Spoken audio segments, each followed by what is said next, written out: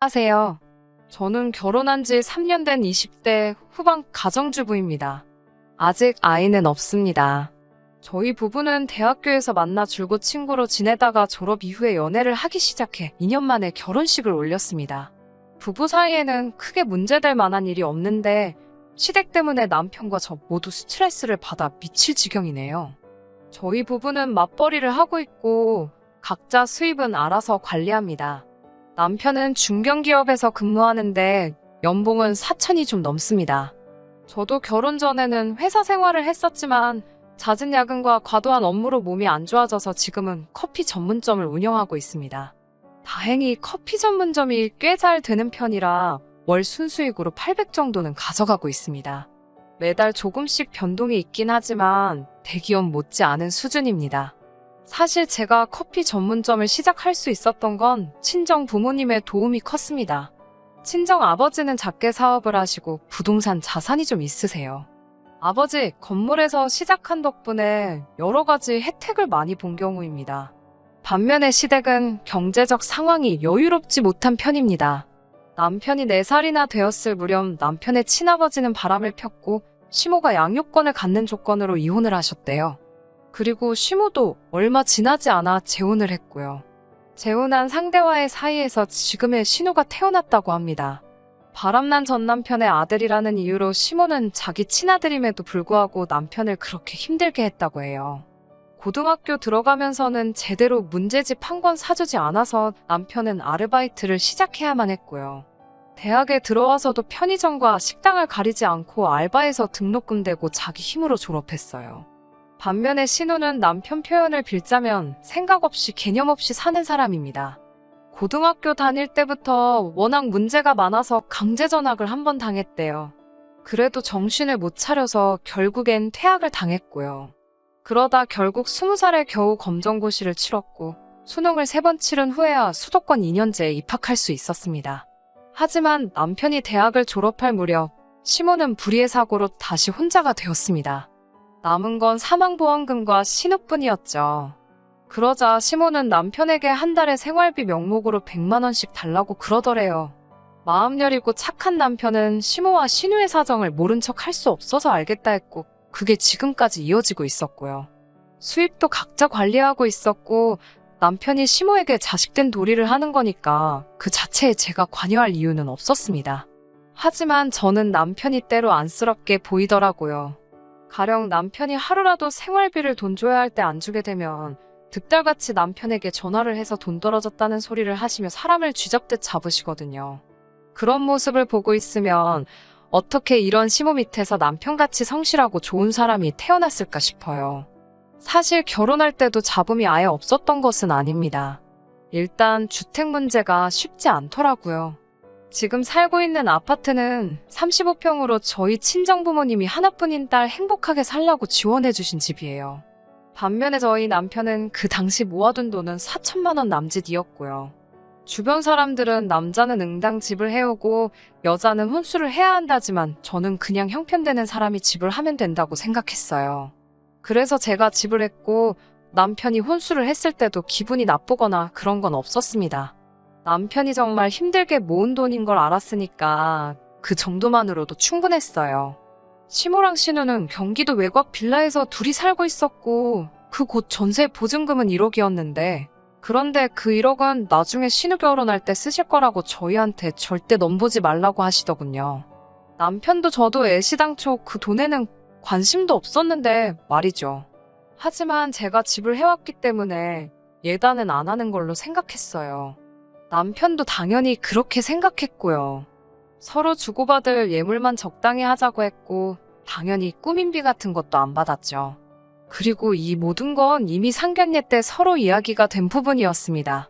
그런데 결혼식을 며칠 앞두고는 시모가 저희 친정엄마에게 연락해서는 주변에 보는 눈도 있고 자기 체면도 있으니 일단 형식적으로라도 예단을 해야 하지 않겠냐며 1,000만 원만 보내라고 하셨답니다.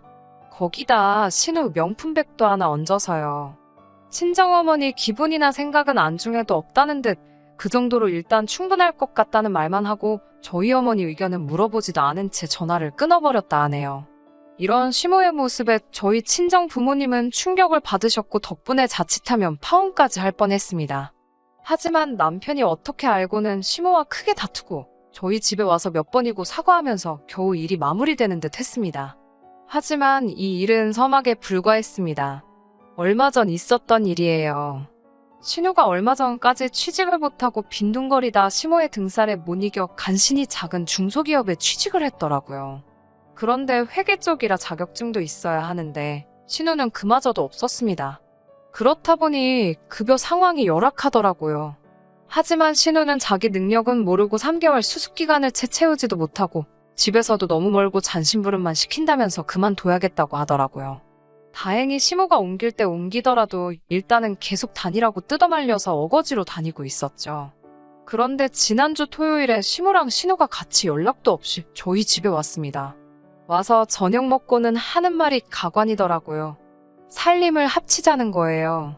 살림을 합치면 매달 100만 원씩 생활비 드리는 것도 안 줘도 되고 앞으로 살림은 시모랑 신우가 도와줄 거고 이제 곧 저희 애 가지면 애도 시모가 봐주겠다는 거예요. 시모랑 남편 사이가 좋은 것도 아닌데 합가를 하면 얼마나 힘들지 눈에 선하더라고요. 그래서 제가 정중하게 말씀은 감사하지만 저희는 지금 이렇게 둘이 사는 게 편하고 좋다고 말씀드렸어요. 그러자 시모는 방도 너네 둘이 부부니까 방 하나 같이 쓰고 나 하나 신우 하나 쓰게 해주면 얼마나 좋냐고 하여튼 신모가 고약하단 식으로 말씀하시더군요. 하지만 제가 그 소리를 듣고도 못 들은 채 하자 그러면 생활비나 더 달래요. 요즘 100만 원으로 어떻게 사냐면서 앞으로는 150씩 보내라고 하시더군요. 그 소리를 들으니 정말 화가 나더라고요. 그래서 제가 한 소리 하려는데 남편이 시모에게 적당히 하시라고 화가 가득한 목소리로 말하더군요. 이제 신우도 사회인이 됐으니 생활비를 오히려 줄이려고 했는데 이렇게 억지를 부리시니 제가 더 이상 노력할 이유가 없다면서요. 이번 달부터는 못 드리겠다고 하더군요. 그러자 신우가 그러면 그냥 100만 원 주던 대로 보내고 자기만이라도 이 집에서 살게 해달래요. 출퇴근하기 힘들어 죽겠다면서요. 자꾸 억지를 부리는 신우에게 남편이 너도 제발 네 힘으로 살아보라고 따끔하게 혼내더군요. 시모와 신우는 드디어 네가 본색을 드러낸다면서 남편에게 지 집 나간 아빠 닮아서 아주 냉정하다고 그래서 내가 내 배불러 나왔어도 너한테만큼은 항상 정이 안 갔다며 막말을 쏟아내더군요. 아내로서 남편이 그렇게 상처받는 걸 옆에서 지켜볼 수만은 없어서 저도 시모에게 달라들었어요. 내 남편한테 함부로 말하지 마시라고요. 조금이라도 어른 대접 받고 싶으시면 어른답게 말씀하시라고요. 그리고 신우한테도 너 함부로 떠들지 마라고 그 입 찢어버린다고 했어요. 그러자 시모가 어디 감히 내 딸한테 그따위로 말하냐면서 제 뺨을 때리더군요. 저도 맞고 가만히 있을 수 없어 신우 뺨을 올려 쳤습니다. 그리고 냅다 신우 긴 머리채를 손으로 휘감아 낚아챘어요. 그러자 신우가 사람 살려라고 소리소리를 지르더라고요. 그러자 시모가 저한테 욕짓거리를 하면서 달라들더군요.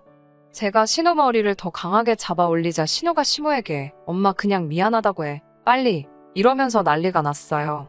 남편이 저한테 이제 그만하라고 하기도 하고 이웃집에서 소란스러운 소리에 혹시 누가 신고할까 싶어서 그쯤에서 놔줬어요. 제 손에는 신우 머리카락이 한 움큼 들려있더라고요.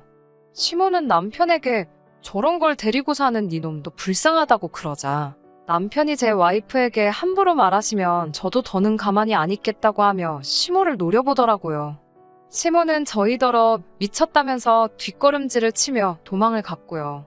그리고 그날 이후로 정말 생활비 지원이며 명절에 용돈 드리던 거 이거저거 해드리던 거 얄짤없이 전부 다 끊었습니다. 그러자 시모랑 신우에게 번갈아가며 전화가 오더라고요. 그렇지만 남편이 이번엔 정말로 독하게 마음을 먹었는지 받지 말라고 아무 대꾸도 하지 말라고 저에게 신신당부를 했어요. 오로지 우리 둘이 행복하게 사는 데만 집중하자고요. 나중에 전에 들은 이야기지만 신우는 결국 그 직장마저도 성실하게 다니지 못해서 입사 2달을 채 못 채우고 잘렸다고 해요.